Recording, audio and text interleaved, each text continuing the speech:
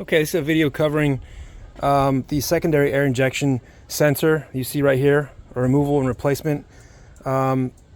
This is a sensor that it's one unit only. It costs anywhere from like 130 to maybe just under 200 bucks. And what this does is there's an air pump down here in the front. You can kind of see through the bottom. It's right there. That little, I think that was, yeah, the air pump is right there. That silver thing, I believe, wherever the tube comes out of. It supplies the air injection to the startup when the vehicle's. It supplies oxygen through this tube here, around here, and into this sensor, which in turn, sensor goes bad from moisture right here. It's inside the housing, and then that goes into the catalytic converter exhaust stream to speed things up and get the cat hot and reduce emissions. So this part here tends to go bad because moisture gets inside from air, and the signal, the sensor voltage is not happy by the computer. The computer's not happy about the voltage, so it sends you a check engine light. And while the pump can go bad, and that still could be the case here, this pump makes the most, the sensor here makes the most sense. I mean, you've got a very hot exhaust down there. That's where the exhaust manifold comes out of. And while there is a heat shield, you also have to remove that.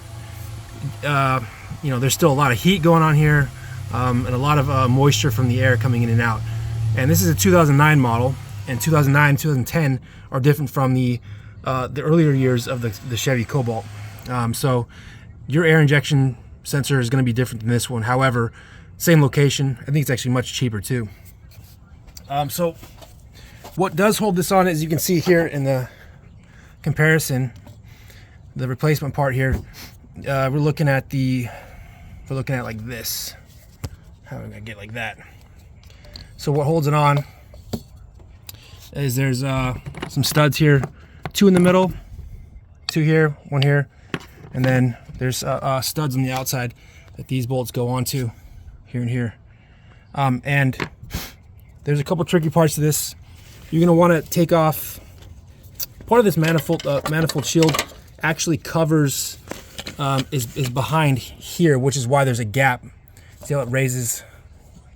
It goes up like that. It bends up a little bit because that shield's clamped on behind that, between the I guess would be the cylinder head.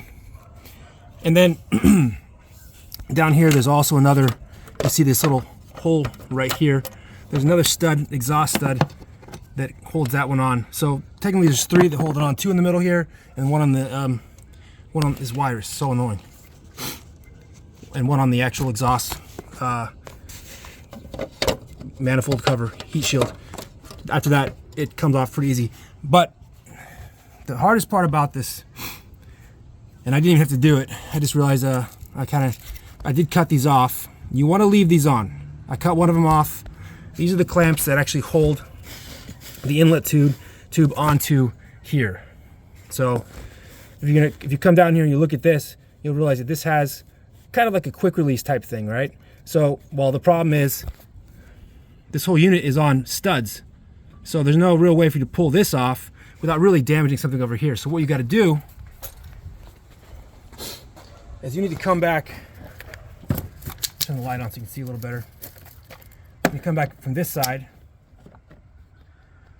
follow the tube here. It goes under the cylinder head here, I mean to the side of the cylinder head, just above the transmission. And then there is a tiny little tab here holding that on. You want to loosen that a little bit just to give you some flexibility to come down here. See, it's already just falling off. Just trying to get the demo going here. You want to get the tube. It's just coming off for free. Imagine that. When's that ever happen? What you want to do is take that 10mm bolt off there and allow yourself to come in here, and I'm just going to show you best I can with one hand. You want to squeeze this here and pull this way, so you're pulling away from the part, and eventually, see the tabs here, the little tabs. I actually went like this. Squeeze it down and separate this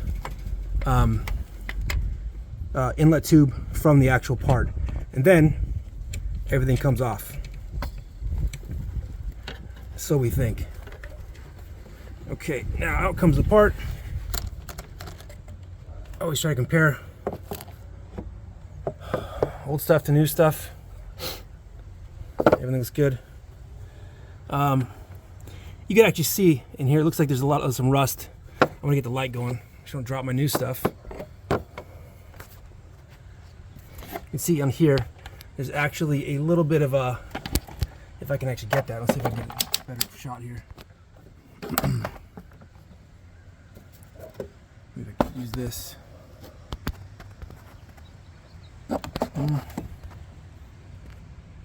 Well, either way, you can see that there's a little rust developing inside there. And, you know, there's not supposed to be rust in, maybe use the light here, the sunlight. If you look in the, there's rust in there. And so I'm sure there's something wrong with that sensor, you know. Heat, water, moisture, all pretty bad combos. So the part's out. Now, here, there should be some sort of gasket, unless it's just a machine surface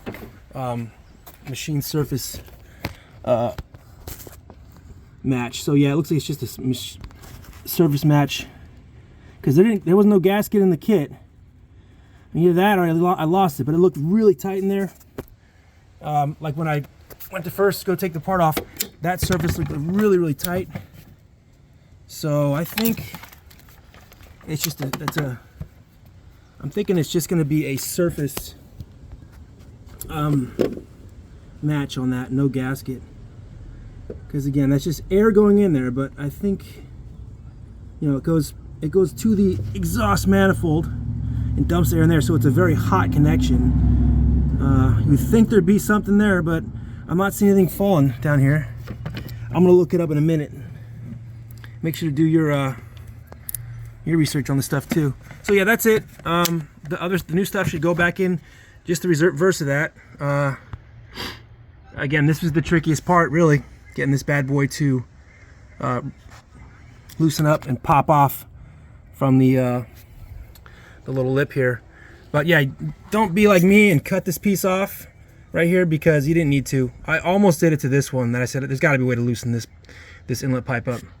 Don't worry if you do. You can always get something like this, which I'm going to do here. Slide it on there and just tighten it up, and then you'll be good to go. But yeah, so again, this is for 2009, 2010 Chevy Cobalts.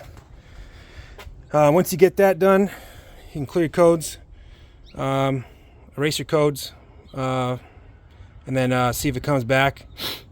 I mean, there's other ways to do this, of course. You could run the pump itself and just check the voltage, you know, back pin the sensor voltage to see what it comes up with DVOM.